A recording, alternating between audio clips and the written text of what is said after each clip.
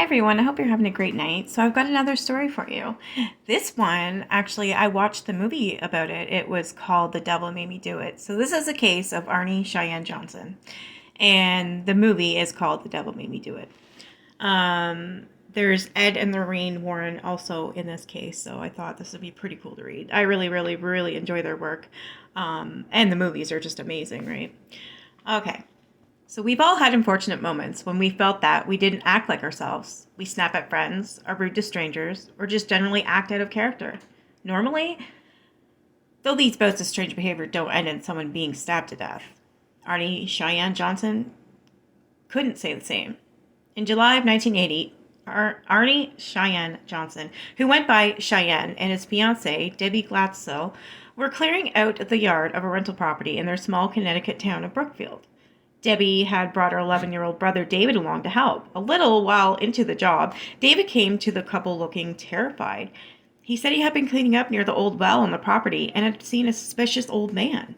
Later, when David was alone in the bedroom of the house, the man appeared again, punched David into the waterbed, and threatened to harm his family if they moved into the house. From then on, David began having horrific night terrors and walking up with mysterious bruises and scratches. David said he had dreams of the old man from the rental property, with a white beard, wearing the same jeans and a flannel shirt, only he was burnt and black looking. The dreams graduated to waking visions. David saw the old man appearing in broad daylight, becoming more and more twisted and demonic until he was described as having big black eyes, a thin face with animal features and jagged teeth, pointed ears, horns, and hooves. The rest of the Glatzel family also started hearing weird noises coming from the attic. They were sure something demonic was happening. The Glatzels called a priest to bless the house, but it was not enough to stop David's visions. David was also assessed by psychologists who allegedly told the family he was normal with a minimal learning disability. But what David was experiencing certainly couldn't be attributed to a simple learning disability. After 12 days of horror, the family reached out to famous demonologist Ed and Lorraine Warren, who had also been involved in the Amityville horror case.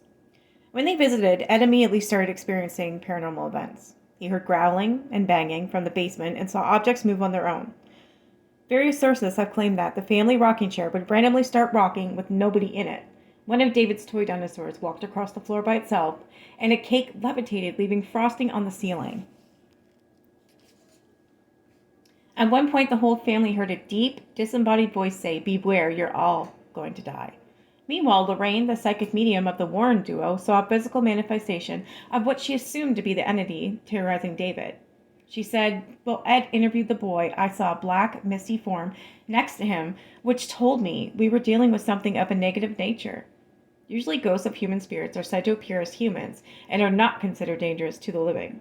Dark mists and twisted figures like those that David had been seeing are thought to be the signs of the demonic." The entity didn't seem to enjoy the presence of the Warrens and seemingly started to ramp up its efforts to harm David. He began to feel like invisible hands were choking him, and red finger-like claw marks started appearing on his neck. He also said he had the feeling of being hit, even when nobody was standing near enough to touch him. As the days went on, David got much worse. Lorraine reported that David spoke in an unrecognizable voices, reciting passages from the Bible and John Milton's Paradise Lost. He growled, hissed, and swore, and tried to bite and kick anyone who came near him. Debbie claimed that when the entity had a hold of him, it would flop him rapidly head to toe like a rag doll. Multiple priests came to bless the home and assess David. None of them thought they could help enough. So a formal exorcism was requested from the church. For what it's worth, the Diocese of Bridgeport does confirm that several of their priests helped David out. A spokesperson for the organization said, "No one from the church has said one way or the other what was involved, and we decline to say."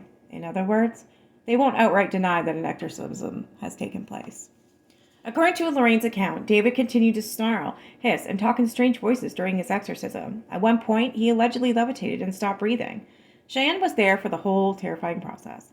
At one point, he made what Ed would call a fatal mistake by taunting the demon. He yelled at it, "Take me on. Leave my little buddy alone." Several witnesses claimed to have seen the leaping demon from David's body into Cheyenne's. Once the exorcism was complete, David began to feel better. He no longer had visions of the old man. He regained his energy and his normal personality, and the red marks disappeared. However, this was not the end of the trouble for the family. As David got better, Cheyenne started getting worse. He had a string of bad luck. bad luck and 2 significant accidents. He fell out of a tree while doing a landscaping job, and he inexplicably lost control of his car and hit a tree. These could be considered mere coincidences, or they could have been caused by a single lack of focus thanks to high stress levels and little sleep. After all, he had just witnessed a turbulent exorcism and was grappling with the possibility of the existence of demons. That would distract anyone. However, Cheyenne maintains that these accidents were the work of the demon. Cheyenne and Debbie decided not to move into the rental property where David had first encountered the old man. However, despite being warned against ever returning to that place, Cheyenne admitted he went back and looked in the well that the demon had supposedly made its earthly home. Theory said he looked the demon in the eyes and became fully possessed. He claims looking in the well was the last time he was fully lucid until after the murder he was about to commit. The couple moved into an apartment owned by Alan Bono, Debbie's manager at the dog grooming kennel where she worked. The trio were allegedly good friends and would often spend time together. On February 16, 1981, Cheyenne, Debbie, and Alan, along with Cheyenne's sister Wanda and Debbie's 9-year-old cousin Mary, went to lunch at a pub in town. The adults of the party had a few drinks and spent a lovely afternoon together, though Wanda noted later that Alan got significantly drunker than the others. Afterward, they returned to Alan's apartment over the dog kennel. Alan had hired Cheyenne to fix the stereo, so he got to work on that while Alan kept drinking. Debbie said the two men, probably encouraged by the alcohol, had a heated dispute over the payment for this job. Debbie took the girls up for pizza while the men hashed out their issues, but rushed back because she had thought they were dealing with a murder. Yeah, she rushed back because she thought... Sorry, that page got stuck clearly. My bad. Because she thought something might happen bad if they were left alone too long. When they returned, Alan still seemed to be in a heightened, angry state. He kept punching his left palm with his right fist, and he looked drunk and annoyed. Debbie wanted to get the young girls away from Alan, who was obviously disturbed, so they began to gather their things and leave. Alan, not wanting the party to end, grabbed 9-year-old Mary.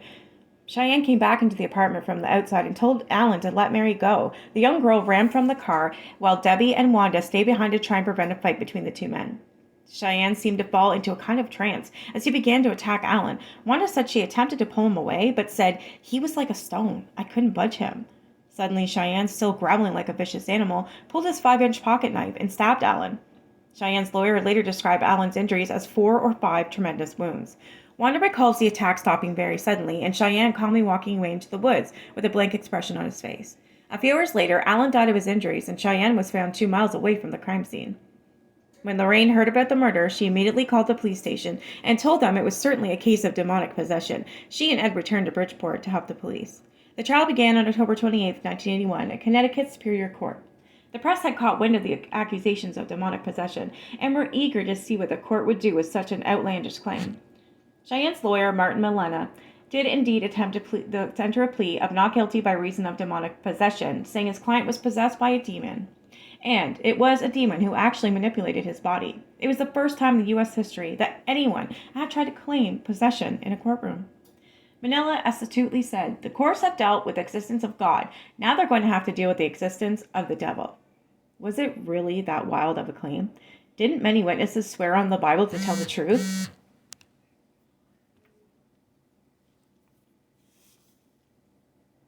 If the court was willing to allow such blatant acknowledgement of the Christian God, then why wouldn't mentioning the devil be off limits? Judge Robert Callahan immediately threw out the plea, claiming that any testimony relating to demonic possession would... Sorry, I didn't realize that was going to happen. Demonic possession would be unscientific and therefore irrelative to the verdict. Yes, the existence of God is allowed to be alluded to in a court, but not as it actually pertains to the case. Simply swearing on a Bible, if you are religious and choose to do so, is very different from attempting to prove the existence of God beyond reasonable doubt. Similarly, the court could allude to the devil by actually trying to prove not only that he exists, but also that he possessed someone to commit a murder would be a completely different thing. The court was not looking for affirmation of the faith. They were dealing with a murderer, which had very blatantly been committed by at least the body of Arne Cheyenne Johnson. The trial went forward with the jury instructed to banish the possibility of demonic possession from their minds. Though some witnesses to David's exorcism did testify that they saw the demon come out of David and enter Cheyenne, and many friends and family members told the court that Cheyenne hadn't been the same since that day. The jury couldn't get around the fact that Cheyenne was the one who killed Alan. After a 3-day deliberation, the jury came back with a verdict of guilty. On November 24, 1981, Cheyenne was convicted of first-degree manslaughter and sentenced to 10 to 20 years in prison. In prison, he earned his high school diploma and got married to Debbie, who still maintained that Cheyenne had been possessed during the murder and stood by him. Cheyenne only ended up serving 5 years of his sentence and was released in 1986. The couple went on to have 2 kids and have never reported any further demonic activity. While many involved in the incident still believe that the devil was involved, David Glatzel and his brother Carl think the only demons were the Warrens. Lorraine Warren co-authored a book with Gerald Brittle about the incident called The Devil in Connecticut. Carl called it a complete lie and said the Warrens concocted a phony story about demons in an attempt to get rich and famous at our expense. In 2007, David and Carl sued the authors of the book, as well as the publishers, for libel and intentional infliction of emotional distress. Both authors stick by their story. Brittle claims his book is based on fact and that all the information came from over 100 hours of interviews he did with the Glatzel family and those involved in the exorcism. Lorraine said every one of the priests involved also maintains that David was possessed by a demon. All right, you guys have a great night. Bye.